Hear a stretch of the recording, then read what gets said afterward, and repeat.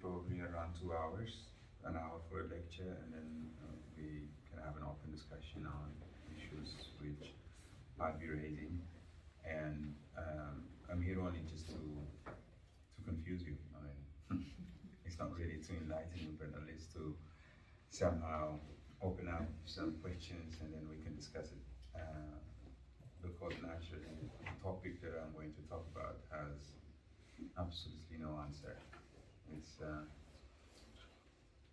it's about the future, anyways. And nobody knows what is going to happen, and then probably our discussion and discourse would open up some space for our own imagination, and we would have an open discussion on issues. Like Sven mentioned, probably this is some of the keywords that we will be raising today: the notion of urbanization in both conventional terms. When I say conventional, it means naturally urbanization is associated with primarily Europe, following the first industrial revolution, where you have a mass migration from rural area to urban areas. And that's exactly when or one would somehow relate the concept of urbanization.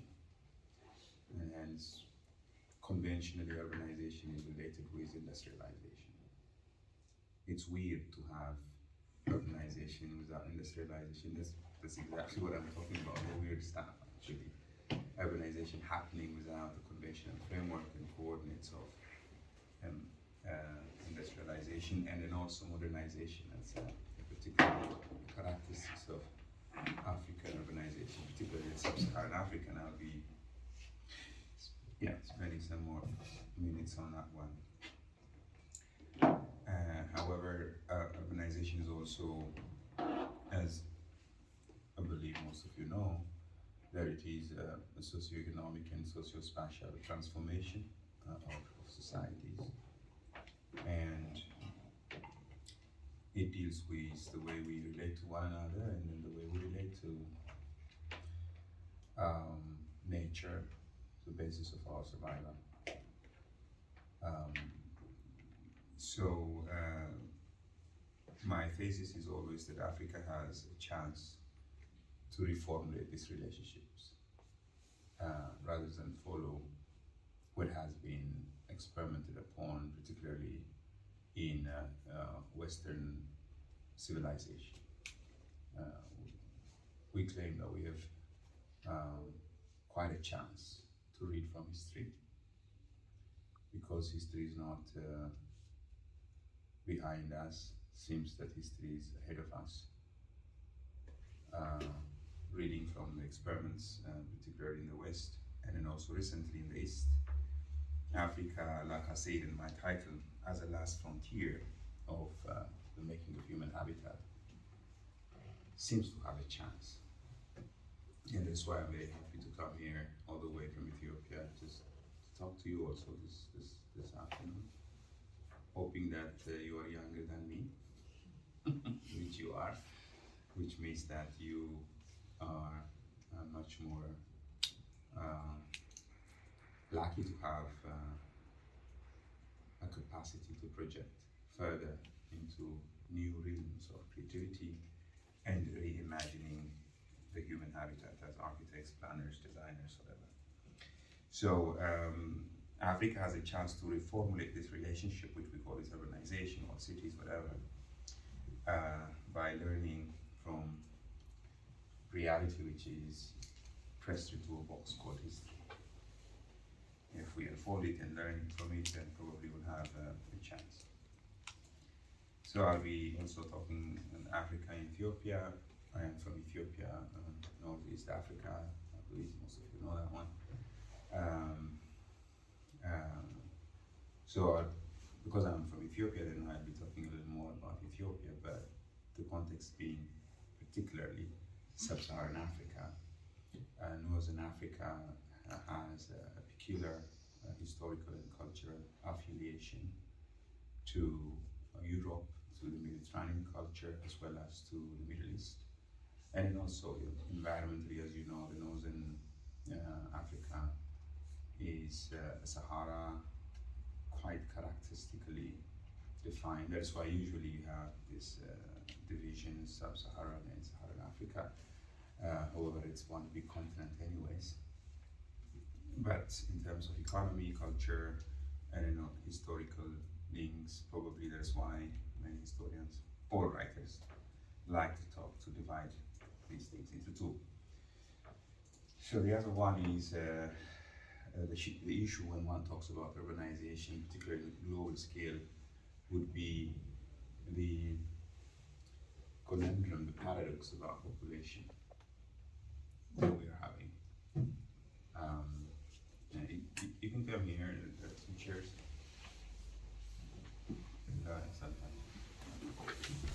So, settlement structure and lifestyle and economy to urban or cities, lifestyle and economy. And it's also a demographic change into density. So it has a lot to do with population. And then currently, of course, Africa is, or have started to decline in terms of population. So there's a funny population paradox in our age, which is very interesting to know. The other one probably, which is related to urbanization as a socioeconomic transformation, is to deal with resources. Resources, when we come together as a globe or as a continent or as a nation or as a neighborhood, we use basic resources to organize our existence, our survival, and hence managing resources or relating ourselves with the basic key resources would be also a notion of city design or reorganization. So these are things probably we will pick it up afterwards for discussion, which I believe is quite important in a wider way of thinking. I am informed that I don't know how many of you will be traveling to Ethiopia. Are you going all? Almost everyone. Yeah, great. That's great. And I'll be there before you know. I'll be traveling back home tomorrow. So I'll try to have a red carpet for you guys. Let's see what happens. Anyways, that is where you're going. And that's Germany, where you are. Right away, probably you have studied some. Ethiopia is a vast land compared to Germany, not compared to other nations in Africa or somewhere else. Relatively, it's bigger. 3 times the size of Germany. In terms of population, probably it's, in terms of density of population, it might be a bit lower than Germany, more or less 1/3 in terms of density. However, it's rapidly growing, not in terms of size, but in terms of population, it's growing. And also, you can see that it is located in a very strategic location, which makes it vulnerable, and it's what you don't usually hear from the stupid Western media. In the Horn of Africa and in all these areas are very vulnerable to global political and economic games. That's why you always hear war, be it in Yemen or Somalia or Ethiopia or Sudan.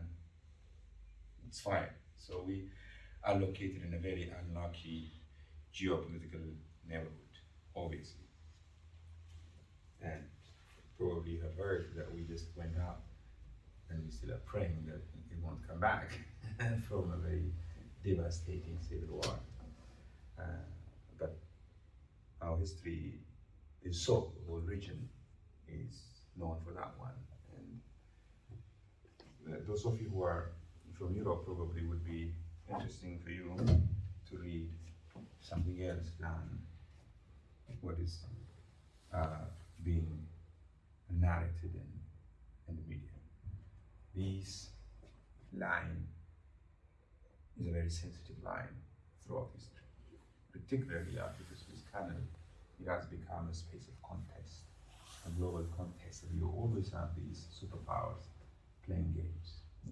imagine that this area is the most militarily infested region in the world. That you have Djibouti, where you have all the superpowers having their military base. It's an economic struggle because that is the trade route where you have around 40% of the global trade is passing through. So you still have all these things. So whenever you hear something happens in that area, then you can imagine that there is something related to the global economic gains. Not a simple ethnic or regional conflicts. It is much more complex than that. Here is our campus, ECL-ABC. Well, of course, you can imagine that I took a nice part of it. But ECL-ABC is in Addis Ababa University. Addis Ababa University used to be called Haile Selassie I University. It was founded in the 1950s. And the oldest in Ethiopia, and ECL-ABC is in the Ethiopian Institute of Architecture, Building Construction and City Development. It was also founded prior to the university by the KTH and Sweden for infrastructure development and housing. So now we are there, and I've been there teaching for too long. Having said this one as an overall introduction, then I'll zoom into our topic. I think you have heard these kind of claims in all of your literature, probably, that you have this slogan, particularly since 2007, there has always been this claim that the world is more urban than rural. And it's increasingly reurbanizing itself, both economically as well as in the structure of settlement. That our world has become, or is becoming, more and more urban. And people are boldly claiming that indeed the future is urban. And what the future is for the city. You remember probably these writers since the 70s or even since the 60s that we have this strong position in promoting the vitality of cities. If indeed the future is urban, which means if indeed that humanity is destined to be a citizen, a man who lives in the city, then it means the future of our species is determined by how we do our cities. I mean, it's a very simple hypothesis, and I believe it is plausible to think like that. It is not only for our own species, so to say, but it's also the way we relate ourselves with the larger reality of nature would be determined on how we conceive the future city, by learning also how we, through history, have failed in our experiment in the making of the human habitat. As you know, that the city has always been imagining itself against nature. Naturally, I think you have most probably have read some of the literature that the city is a product of culture, and culture always is what is not nature. And that you can imagine that the city has been conceived against nature. That's why you have the Greco-Roman cities being fenced out against the country. However, particularly in Germany and in England, and you have new developments since the Middle Ages to open up into a new understanding of nature, romanticizing nature, since I don't know which point people probably quoted, in trying to redefine the way we relate ourselves with nature. Not nature as an aggressive bastard, which is the beasts are living there. Going there is like giving up. Civility and civilization is related to cities, right? That's the term itself, civitas, citadel, cities. So yes, it still is so, but at least what we have learned since the 1970s or even 80s is that actually what we do is not that much alienated from what and how nature works. That's what exactly the guy Henry Lefebvre would argue if you read his writings on production of spaces, where he argues that the best way to do city or architecture is the way nature does. So understanding the metabolism and the realities of nature, and then trying to do whatever we do in a way nature organizes itself would be the best way to coexist. So, but whatever the case, it is my and your duty to find out how we should organize the future cities. But at the same time, you know that these are the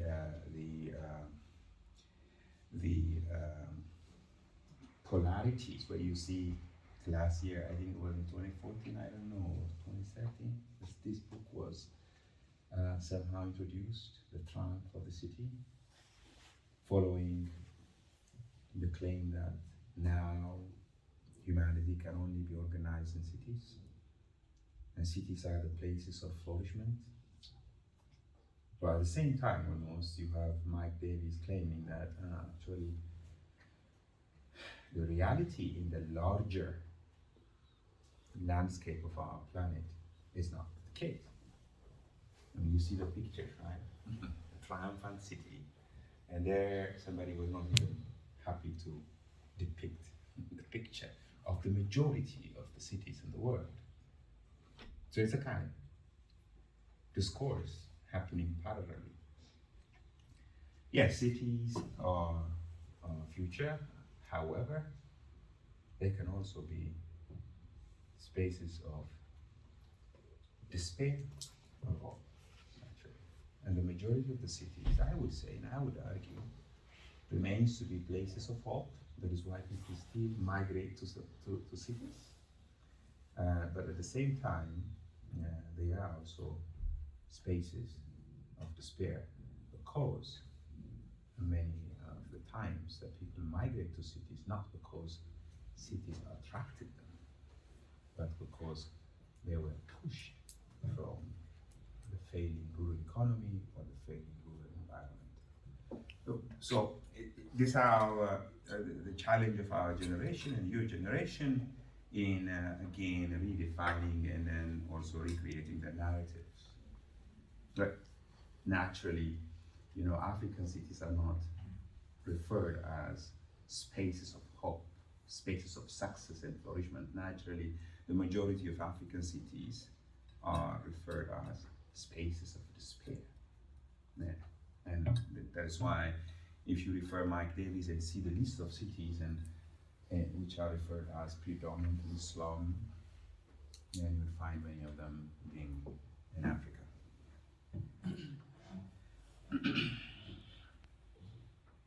In the same token, as you know, that Africa is the least urbanized continent, which means still it's the only continent where the majority of people are living in rural area. And it's funny. We always think that, not us or me, but at least many others would think that Africa is the continent which was the earliest to be inhabited. No, this is not, I don't know whether it is backed by proper science, because we cannot observe that one, but at least that is what they claim, that people have migrated from Africa out and eventually losing their colors. Can I say that?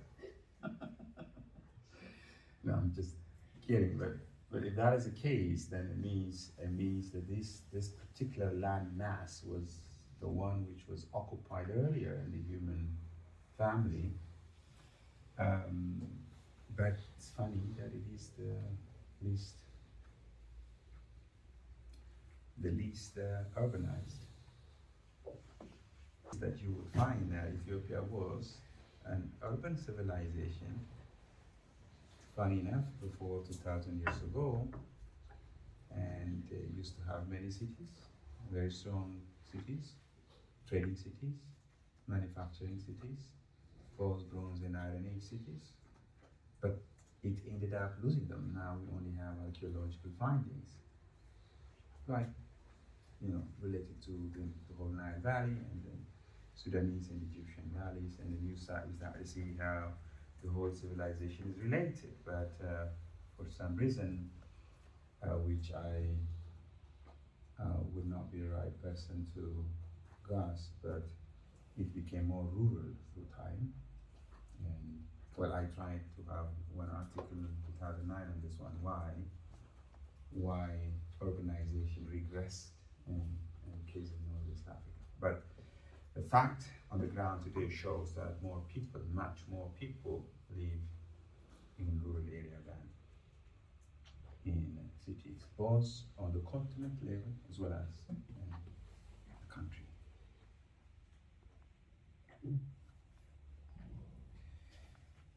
Here are some facts about population, which probably would interest you. I believe that you know it. And you can see that the sub-Saharan Africa is one of the very interesting spaces on the globe, which displays a rapid growth of population, while many of the other major regions of the world have started to slow down, and even some are declining. But the sub-Saharan Africa population is growing, which calls for a demand of new forms of settlement, suggesting dense cities in order to save also the consumption of the environment. More efficient and dense cities are required naturally. Of course, I think you know the numbers. Probably they say in 2050, Africa will double its population, growing to more than 2.5 billion, where one-fourth of the global population will be in Africa. And you can imagine what it means in terms of the need of reorganizing spaces and resources. Then you can see that Africa is about 5 in terms of also urban population growth. It's one of the fastest urbanizing continent, obviously. And East Africa generally is the highest, except very few countries in the Central African countries, which is, if you see here, then you start to see that these countries are very rural countries in Africa. And they're picking up now. What is interesting to note when one talks about African urbanization, like I said in my introduction, is that it is a bit weird to relate with the term urbanization, because urbanization as a concept is unhealthily tied up with the notion of industrialization and modernization. Because, urbanization is defined as a shift of population from rural settlement to urban settlement. And the only reason which has been promoted for this shift is that cities growing and pulling people from rural areas. This has been observed both in Asia, first in Europe. And then, because of that, people usually tend to relate urbanization with industrialization, and hence with modernization of cities and economic growth and whatever. So cities become the magnets because they offer new jobs, culture, knowledge, whatever, so people migrate to cities. That has been the undertone of the word urbanization in many of the literature that you would read. However, Africa seems to turn the whole notion upside down, because this massive migration or shift of population or of population from rural to urban area, which traditionally is referred as urbanization, is driven by not a proper industrial growth or city growth, for that matter. We call it the pull factor, when the city pulls population from rural area in search of labor. But in Africa, it's usually a push factor, where the rural area pushing their population to cities because of economic and political uncertainty or whatnot, including also environmental challenges. And hence, it's a very strange kind of urbanization, one would say. For example, if you refer China now, then you start to see very clearly how the movement of people is related with economic and industrial revolution also in China. But in the case of Africa, it is not. Particularly, it's an unlucky constellation, I would say, that the Global Economic Organization takes Africa and gives Africa a particular task of providing resources, which does not require you to build industries, right? It's only, it is mining or it's agriculture, it doesn't really trigger industrialization or manufacturing. So naturally, the African economy is essentially based on resource export, raw material export. And it's funny, that is how the globalization has mapped Africa for China. What do you call China? The kitchen of the world, right? There's all manufacturing has been gone and shipped from Germany or Switzerland or even to the United States. It was shipped, even the whole factory was shipped to China so that the Chinese would produce. They are manufacturers. Africans are raw material suppliers. Probably Europe is a knowledge industry, and the United States and North America is financial industries or service. Thanks to COVID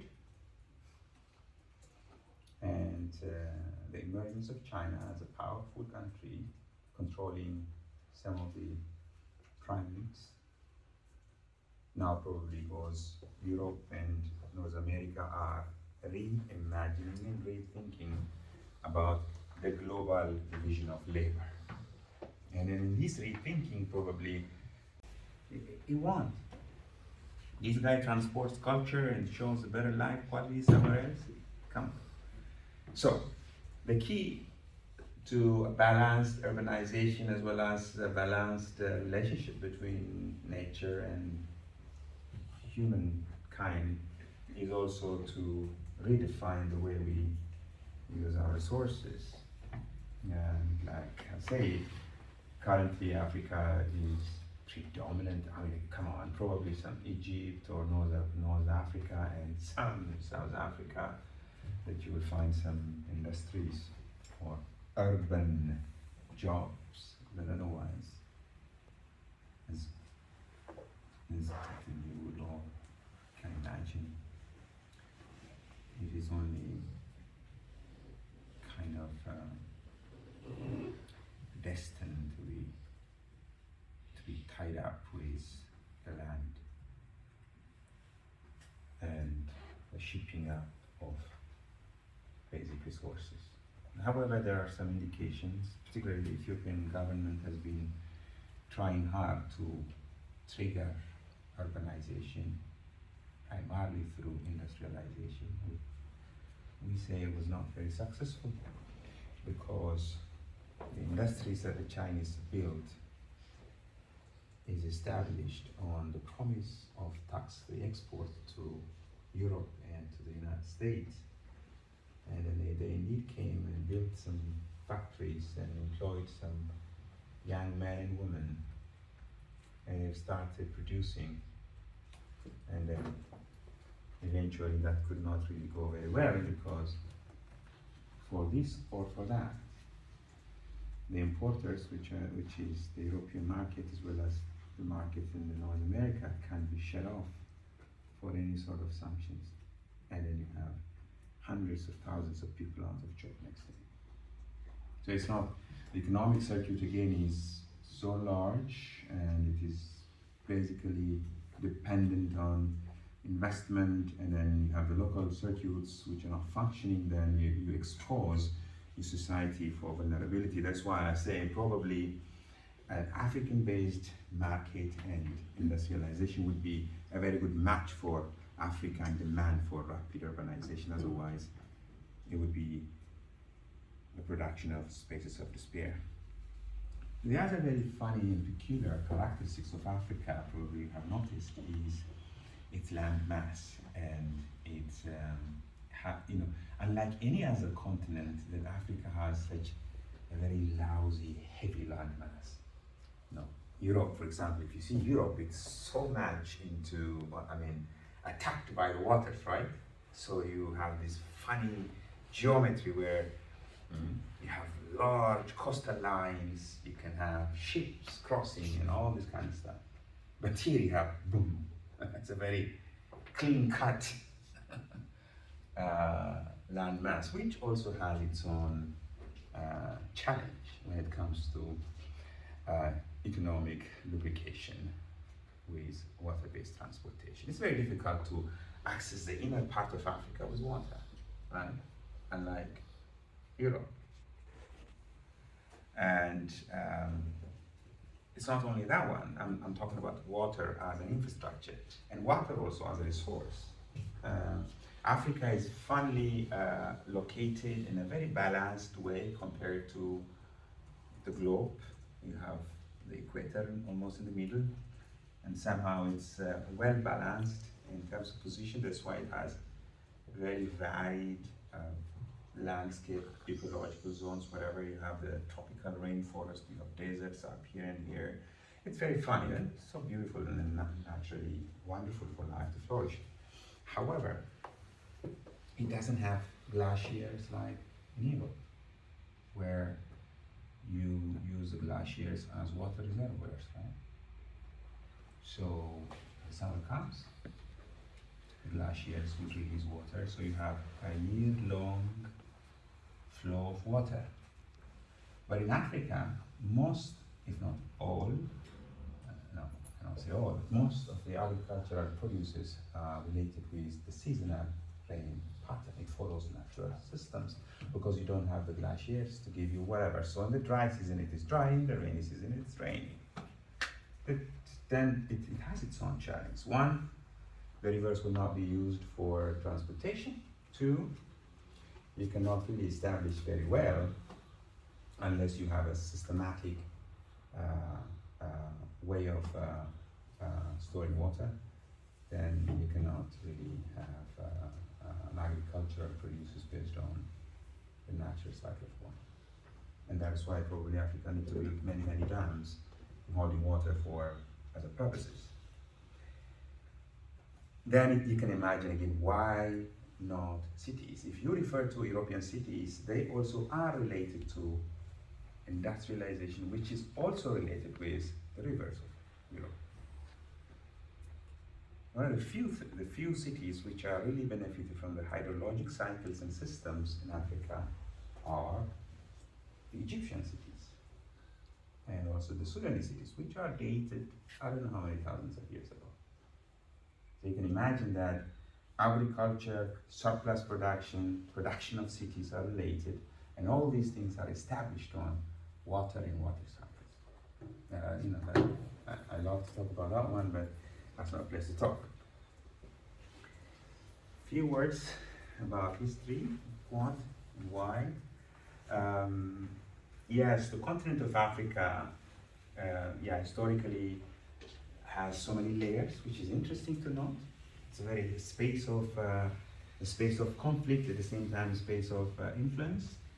The Islamic expansion from southern part of Arabia noted from the 7th to 15th century, and then you have European colonization from 18th and 20th century, and you can imagine what it means. And they also all produce their own typologies of cities.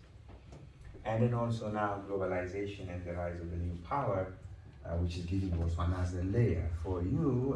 A couple of weeks ago we opened this exhibition in Addis Ababa that we produced with Karlsruhe and Harvard, where you see where we try to, not me, but my colleagues try to show layers of history in the making of Addis Ababa. It's very interesting. Though Ethiopia does not that much share of this area.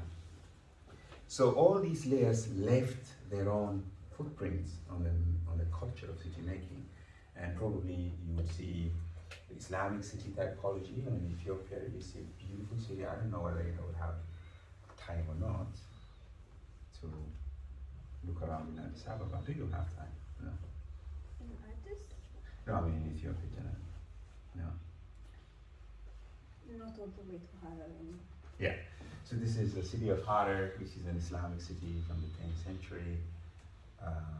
It has its own charm, its own welfare organization, very classical.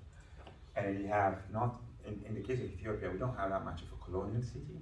Addis Ababa is one of the few capitals in Africa which is not established by European colonialists. Otherwise, many of the African capitals are established by them, except the northern ones. And you have all these layers when you travel through Africa. But now you see a very, very, let's say, offensive or aggressive real estate development going on, not only in Ethiopia, but across Africa, primarily by the Chinese developers. They not only promote industries, but also large-scale real estate. So you have all these new layers, and then sometimes you see cities growing up just like that. Coming into the details of Ethiopia, I'll try to be very quick. Yeah. Now I'll just take Ethiopia as a case. I mean, even if you're going to Ethiopia, but at least I'll take it as a case. It's not very peculiar for this discussion, but just because that's what I know very well, and probably would help you to interpolate and imagine the larger mass of Africa, which is, in my view, again, the next venue of massive urbanization. And I believe all of you would be engaged in the making of this space very carefully, because that would be where you build cities, unless we like to fight like we do in Ukraine and then destroy the country, and then we have some more jobs. That's his approach, right? But otherwise, Africa is a place where we build new cities. So look, I was born in the 70s, and you can see the population that I was told while I was being born.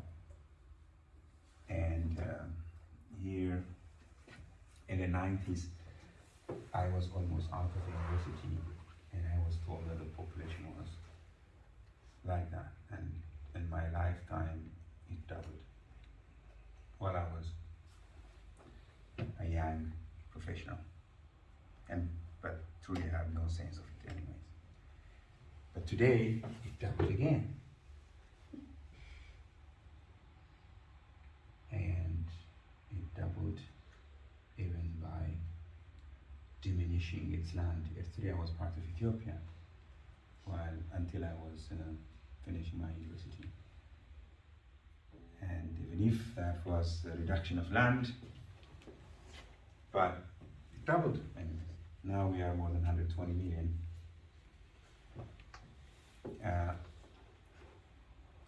And if I stay alive until 2050, which is a possibility, doesn't mean that I like it, but can be a possibility.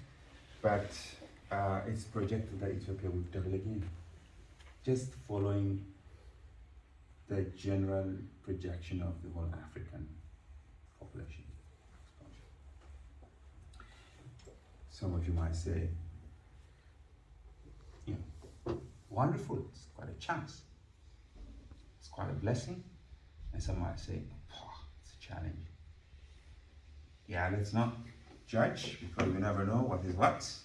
Yes, we all humans do not have. And the area, the lowland, which is a deserty land, is not that much populated. It's only the highland.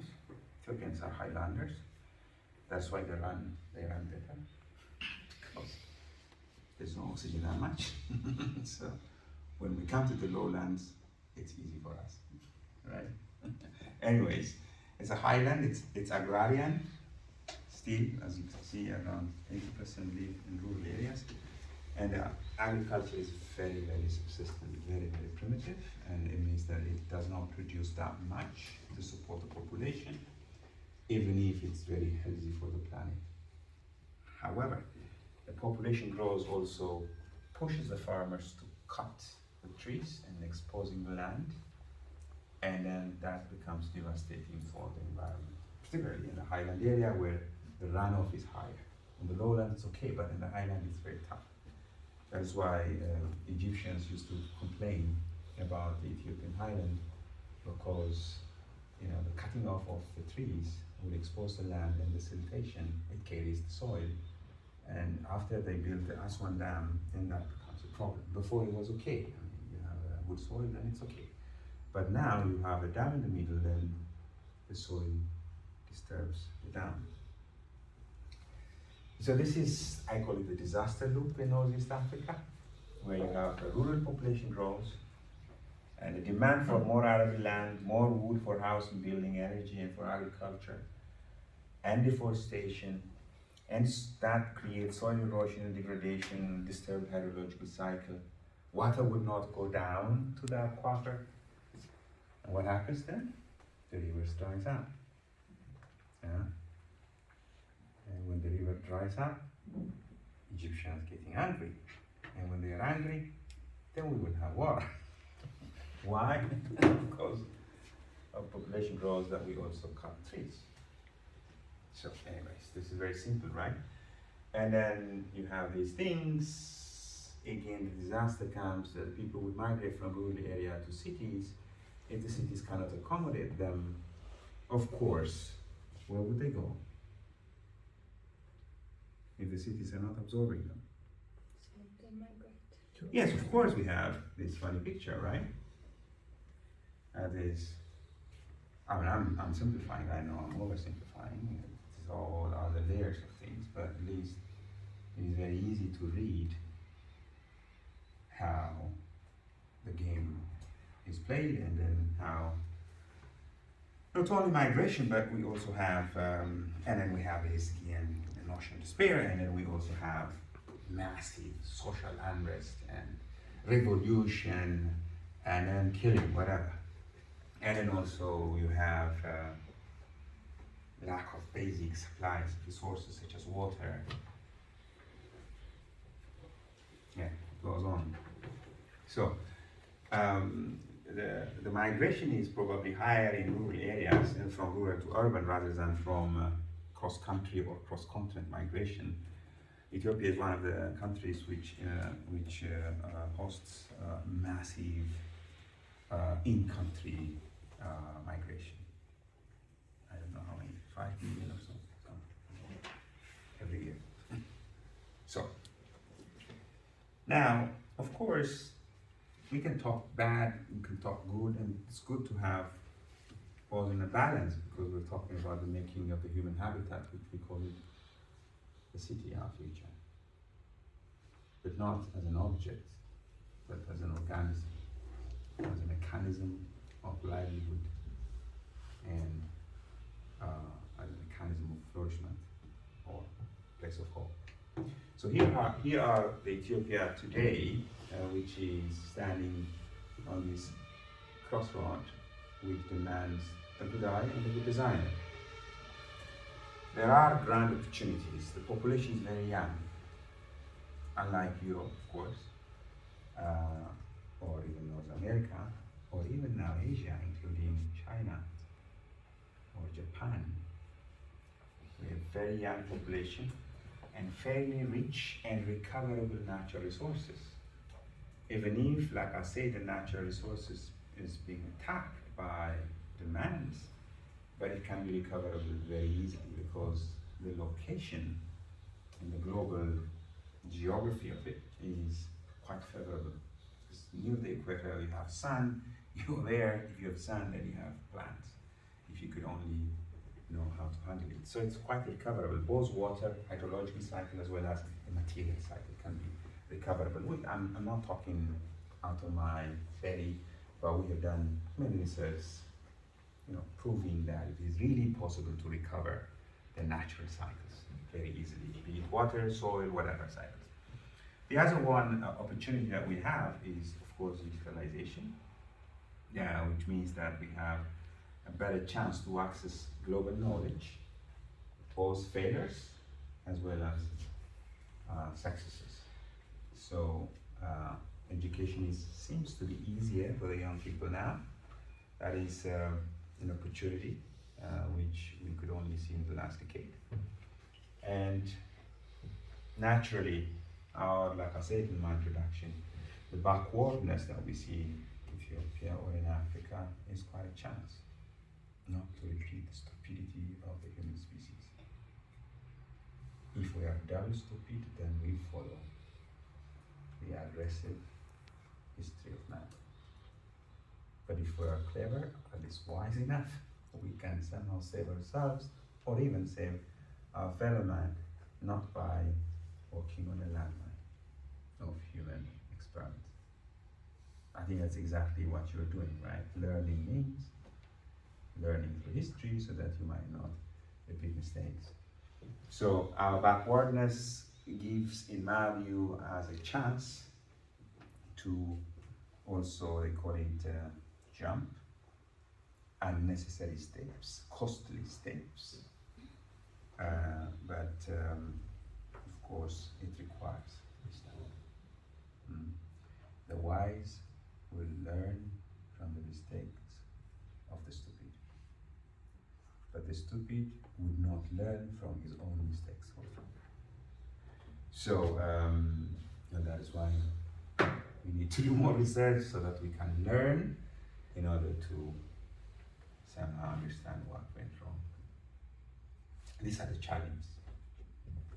Particularly this stupid guy is a challenge, both nationwide as well as regionally.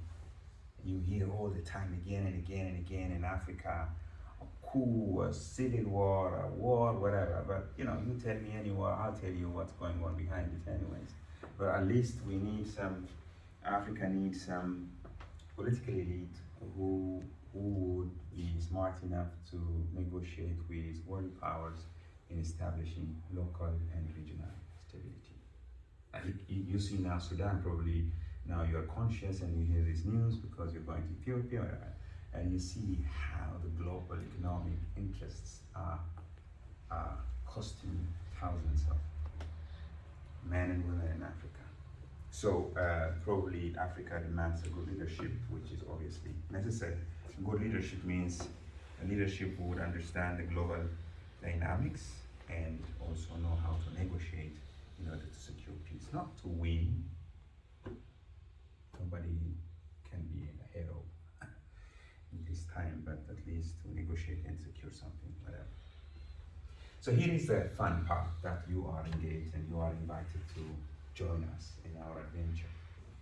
I just wanted to put that one like that. Ethiopia is now engaged in hyper-urbanization. It's one of the fastest urbanizing nations on earth.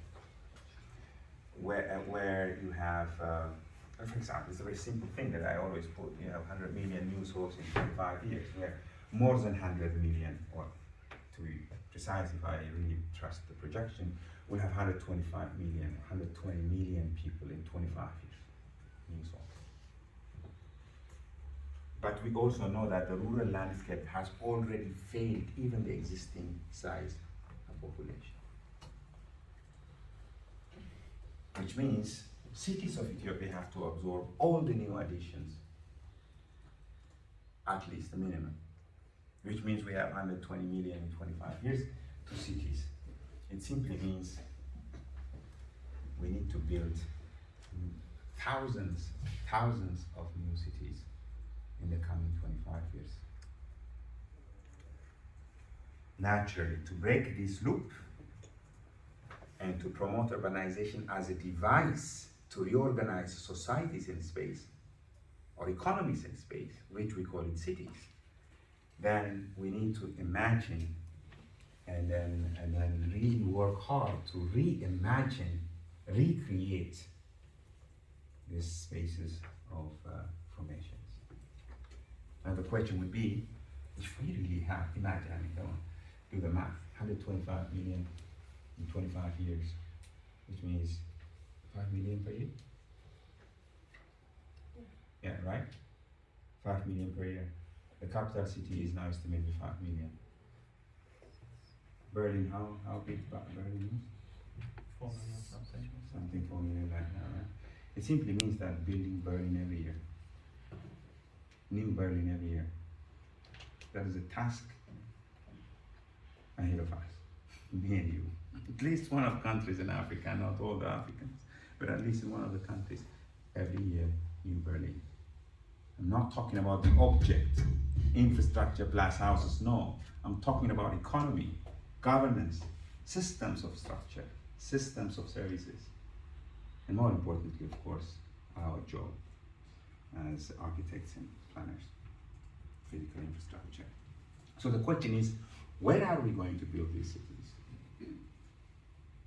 How, what type, which model should we apply? Should we go for 10,000 small towns with a population of 10,000 people? Which I like, much more than big cities, because it's somehow achievable. I'm talking about 10,000 small towns to accommodate 100 million people, living the existing as they are. Or huge 10 mega metropolitan regions of 10 million or more population. This is our project. This is to which you are invited. To imagine, to think what it means, the intensity of the demand of our intellectual caliber. It's not about me. It's about the future. It's about accommodating the human species, and it's about making sure that we have a space for survival. That's what I call architecture. It's not. How many of you are architects? Oh my God. So that's what we call from Ethiopia. The European architecture is fingernail polishing. Sitting on the balcony of your apartment. Look at that. Everything has to be. And Sven was telling me about, oh my God, by installing these things, the acoustics have improved quite well. And I said, yeah, good. Is this my issue? Not at all. Yeah, it's good to have good acoustics, of course. We enjoy it. But my job is, God damn it, here. How the hell would I compose? I mean, I don't know. I sometimes cry in front of my students to tell them and then initiate a passion to read, to dig deep, and then to feel the tension on this generation. Otherwise, we are literally on the verge of collapse if we have millions of people coming to Addis Ababa. In Addis Ababa, I don't know how many days do you get water? Two. 1 day or 2 days a week. Yes. The other days it's very difficult to go to the toilet because there's no water. And electricity? We're fairly good. It's okay, huh? No. No. Now it's okay because it's raining.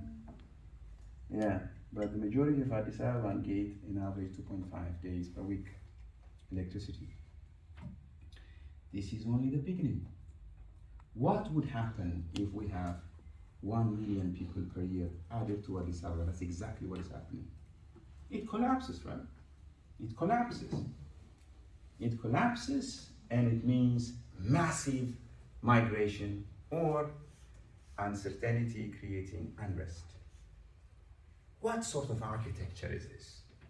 How should we reformulate the way we think about making the human habitat which is fair enough to accommodate all?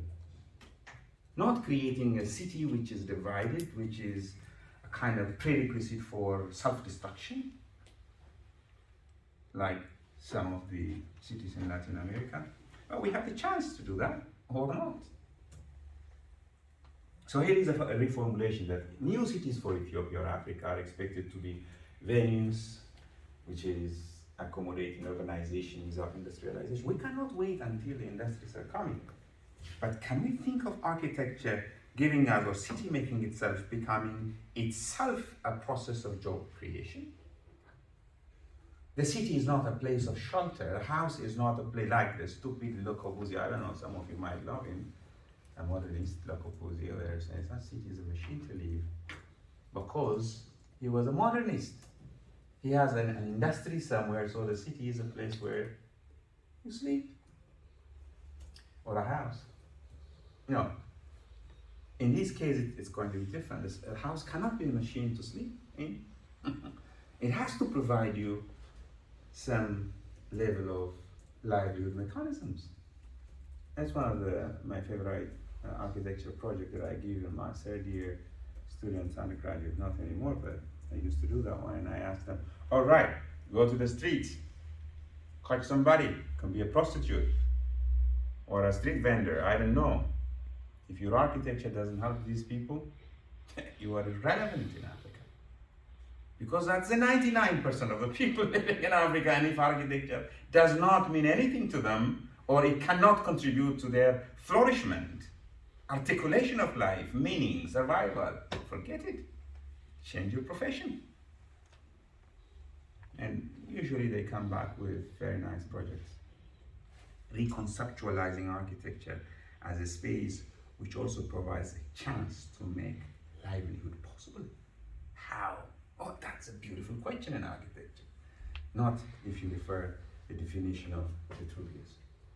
So here, the other one is urbanization without modernization. It's very difficult to create a city without polis, because polis is a notion of modernity. State building, or at least, or architecture in our city form, has to somehow contribute in the making of a state or a state building. Yeah. Or, I don't like this term, global environmental challenge, but that's the reality. I don't have that much of a scientific knowledge about whether it is true or not, but what I know for a fact is the local environmental crisis. Like I told you, I don't want to complicate things about this global climate change with all these sciences, forget about that one. But locally, I see population growth demands more arable land, cutting the trees. Cutting the trees would expose the land for erosion. Erosion would just take away the land before it refills the aquifer. The dried up aquifer would dry up my rivers. Simple. We have an environmental challenge, be it global or local, we see it. How does we reformulate a city as a device to somehow reverse this? I don't know. Probably this is our question. And the other one is, of course, rapid demographic change and then unprecedented speed. We sometimes joke in Ethiopia, architecture and city making demands to adopt a new strategy. That's why with our friends here in Weimar, we created even, what is that, planning table, where communities themselves can plan their own town. Because we cannot sit and wait until a nice planner, architect formulates it, whatever. No. It's like we always say, changing the tire while the car is moving. Somebody has to develop a skill. That's what we call unprecedented speed and fast demographic change. The other one, which is that the Ethiopian African cities has to be designed to accommodate, is a global economic and political uncertainties. We're not naive. I was giving a lecture in another university in Germany, and somebody asked me, how is it the Chinese now in Africa? I think some of you might like to ask this kind of question. Well, are they good forces or bad forces? I said, and I had to say that nobody's naive. Everybody in this world, according to Darwin, is here to survive. And what is the theory of Darwin? Survival of the fittest. We have seen the Europeans and the Americans and now the Chinese. Well, of course, everybody is there to make sure that is one is in control. And it is up to us, the young people, to understand the global dynamics of economics and politics and establish ourselves to help our own communities. So here are the questions. If urbanization is a process of holistic transformations of societies, in Africa particularly, how and what type of cities to build, how and what kind of communities to promote, and what sort of architecture does work in these kind of situations or contexts. Present trends, you have, let's say, if I simply simplify again, oversimplify again the trends into two. One is, live it naturally. Let communities try to find out their own ways. And that means informality, that means organic growth, that means unguided urbanization. It has its own benefits, it has its own challenge. The other one is our natural impulse, particularly intellectual impulse, demands us to think, how can we guide these dynamics? Is it possible to make way to these dynamics? What are the possibilities that we have in history? Or can we think or imagine something new? That is the challenge that we have. If indeed we live for communities to organize themselves as they are, of course, we have the lamination of the landscapes, right? Informal and guided urbanization. It has its own advantage, but it also has its own challenge. I think you know what it means. I mean, if you see this one, it's not from Africa, probably this is from Mexico. It's a very famous picture, probably most of you know this one. But is that the way to go? The endless carpet? You can imagine about infrastructure, issues of services like health, public health, efficiency, whatever. Surely nobody would be saying that one. Yes, the informal and guided urbanization, probably when you go to Ethiopia that you would see, you would have a taste of this. Not in the city centers, but when you cross through the city or when you go out of the city by bus to Bishoftu, right? He has small cities, and if you don't take, who is going with them? Derek, you're not going, right? You're going. If you're taking not the expressway, would be nice for them. This is something we have to discuss, right? Yes, but you see, they would see how the city expands informally, eating up the rural landscape. And then all of a sudden, without you knowing it, you would go to another city called Bishoftu, which is around 50 kilometers away, but without knowing it. Because this informal growth of housing and industries is eating up a very fertile area around the city. So yes, but it has its own advantage. It's bottom up. It is accessible for the majority, informal development naturally, and produces affordable habitation. If you go into the city center of Addis Ababa, it's a high rise. Now it's about 20 stories, sometimes even more. New apartments are coming up, but naturally they are exclusive. It's for the few. And the informal settlements are multifunctional also. They are not for banks or whatever. So it's things happen very organically. And it's dependent on local skills and available materials. You know, if you see the Commercial Bank of Ethiopia, how high is that one? Around 46 stories, and they have this whatever glittering glass, Chinese made. I sometimes challenge myself, this building we have imported it from China, right? As is. You can even find its picture in China probably. In Abu Dhabi. That's what Bisrat showed me, yeah?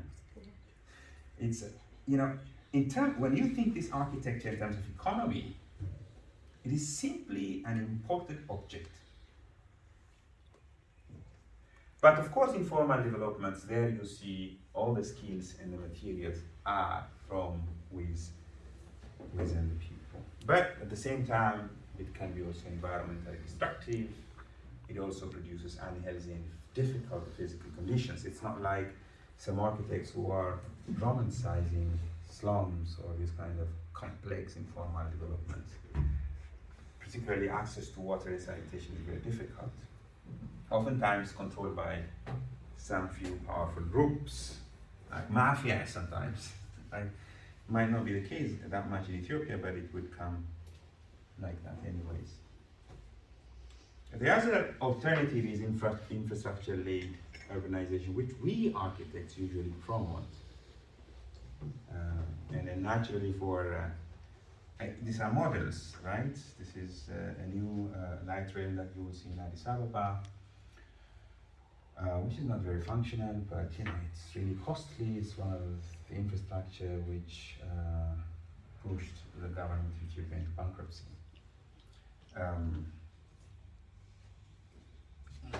Infrastructure-led urbanization. Is this what we probably have to imagine as well, Africa?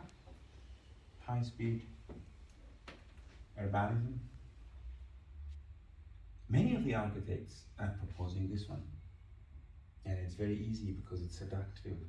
Most of our politicians, up from Egypt down to South Africa, West Nigeria, the Atlantic City, or Kampala, or Nairobi, or even Addis Ababa, this is the image. Nobody knows what Africa can make out of this. But architects, because they have this tool of seduction, I call it pornography, in order to seduce decision makers and investors. It's very easy to walk into the Prime Minister office and look at that, this is your future. And everybody will say, wow, yes.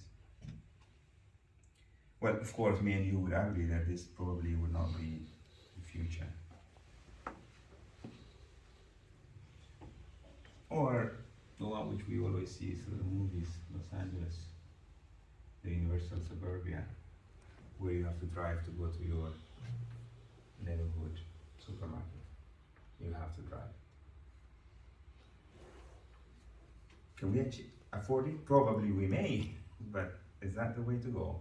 Well, one has to ask. But these are the image that we say, or even this one. This is our in my view, our challenge in our neighborhood also. Dubai has become such a powerful image that everybody flies in there and then wow, and then comes back with an image. I have an office in Addis Ababa. Naturally, it's not very unlikely to find somebody walking to my office and say, "Can you build me this?" A smaller scale. And it's very difficult to talk to, right? But these are images which are presenting themselves in our contemporary reality as a model of the future city. One has to study what it means, both not as an object, like I say, but as an organism which has economic, social, environmental dimensions, of course. But these models, these are infrastructure-led urbanization. They are fast, we know, but they are capital intensive, which is leaving many of the African cities indebted to their days. They can be efficient, I'm not sure, but they are exclusive and oftentimes top down. A part of the city can be owned by somebody. They are procedurally opaque because they are business deals. A city can be a business deal. They usually are monofunctional, of course. If office building is what makes more profit, then it's office. If it is housing, then it's housing. It's locked into specific technologies, and unfortunately in Africa, these technologies are borrowed from others. It's funny, if you make a small research in Addis Ababa, nowadays our contractors are catching up, but many of the big high-rise buildings are done by Chinese contractors. Earlier was Italians, and now Chinese. You know what it means in terms of economic circuits as well as skill transfer. They are dependent on global economic circuit. This is a very dangerous part in my view. Money comes, money goes out. It's a big circuit where the local people cannot access because it's usually a kind of closed circle. And of course, many of you, as young as you are, would argue with me if I say that they are materially also wasteful and can also be environmentally challenging and destructive. Contextually, they are indifferent. You can get it in Atlantic City in Lagos, or in Nairobi or in Addis. They are not very much adapted to realities.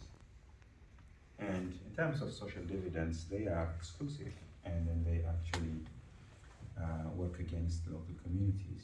I don't have my lecture, but I have this funny, the Blue Eagle real estate in the middle of the city.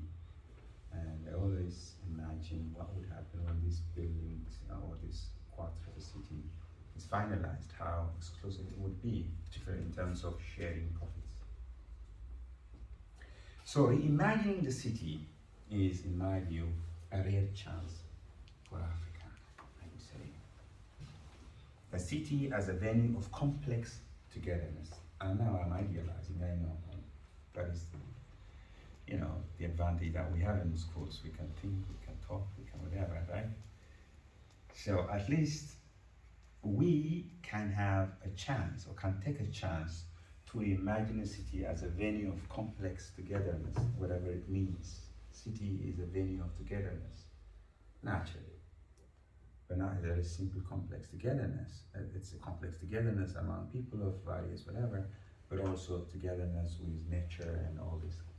And the city as a device to reestablish relationships of people, community making, as well as people to nature. Most importantly, in Africa, or an African city should be devised to regenerate belongingness. This is what we are losing very fast. The people are becoming alienated from their own environment by the new economic order, right? And Addis Ababa, we've seen that one. The central area of the city is being gentrified, and people are pushed away, sometimes by force, sometimes by the force of economy. And then they have no relationship with space and place. And then they of course, naturally, that would be a very challenging task to reestablish that one. But at least one has to talk of African cities as spaces where we establish belongingness to a place. Yeah, it sounds very kind of easy, but I would say that this, in my view, particularly in the case of Ethiopia, this for me is a particular challenge that we confront in our practice.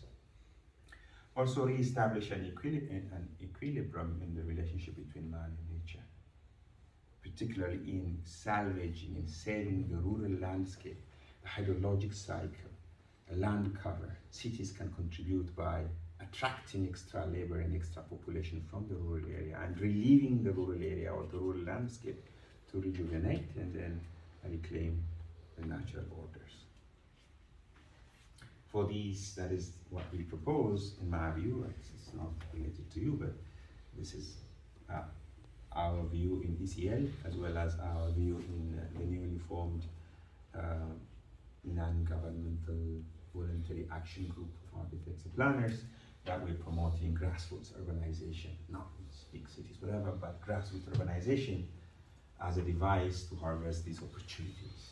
Small towns which is built by the people and for the people, small towns which would create or give back the sense of belongingness that communities would feel. They manage themselves and then dream for themselves, primarily by engaging and empowering communities. We call them a town by the people and for the people. And then also responding to local realities, talking about local culture, local resources, local economy. And of course, promoting bottom-up, creating jobs through the process. This is my fetish, if you like. This is the way I want to think about architecture. How would I think of making a building which would generate jobs for the young people in its process of making, and then by the end of the day also keep on generating resources and economy or livelihood jobs in its use. This is a project that we were doing with ETH Zurich, like Sven was saying, a small town project following these principles in a rural part of Ethiopia by engaging local communities and training them, working with them, and establishing a small town, a rural town, which we call it a seed, small seed, which would grow into a full-fledged city in the future, but by the vitality of its community itself.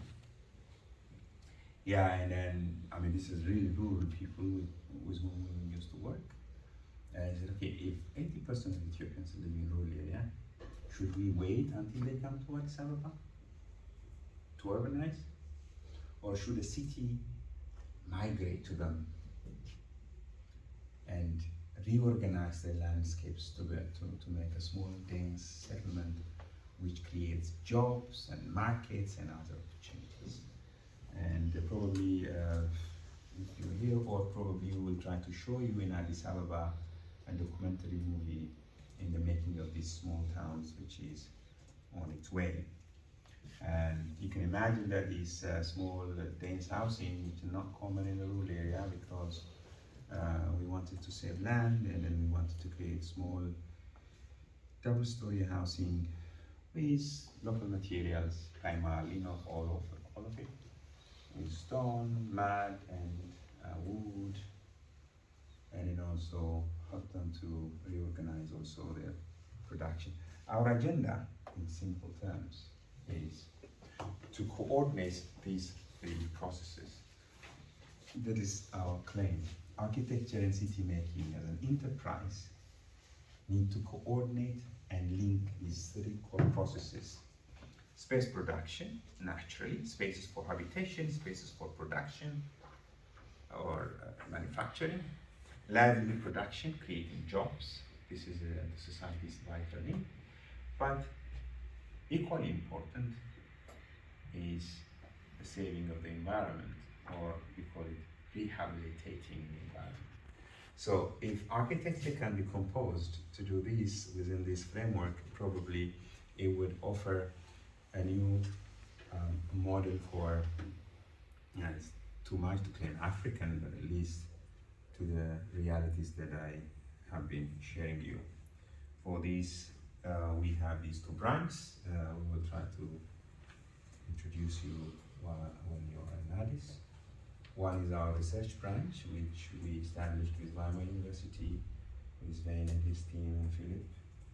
We call it ECL-AA, Emerging Cities Lab, Addis Ababa. Here we have also Emerging Cities Lab here in Weimar, where Metadel is the coordinator. And here is our team. I am heading the Addis Ababa, let's say, chamber. But our prime interest in this research, which is inviting you also as young intellectuals and thinkers to engage into, is the emerging city, reimagining and projecting the cities which would somehow respond to the realities that I have been sharing. So this is our research group. The other one is our association, our volunteer group, professionals, and I believe sometime that you will join us in the future, where we come together to help communities to build their own habitat. Again, it's not an object-oriented thinking of architecture, but it's a metabolic thinking of architecture, where we say communities building their habitat, where it means they build their economy and they build their infrastructure. Yeah, and here I stop. Thank you very much. So,